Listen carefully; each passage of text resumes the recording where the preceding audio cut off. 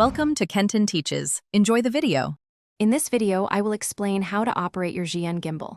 First, unfold the gimbal and ensure all three axes are locked into position. Next, carefully attach your camera to the quick release plate, making sure it is securely fastened. Finally, locate the power button, usually on the side or front, and press and hold it for a few seconds until the gimbal powers on and initializes.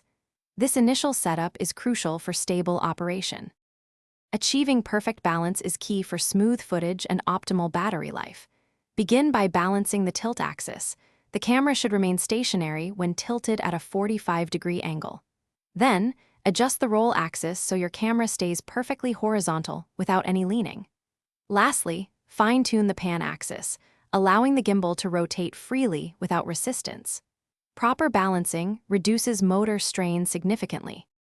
Zhiyun gimbals offer several intelligent modes to enhance your shooting. Pan-follow mode is excellent for tracking subjects, keeping the horizon steady while the camera follows your horizontal movement. Lock mode fixes the camera's orientation, pointing it in one direction regardless of gimbal movement.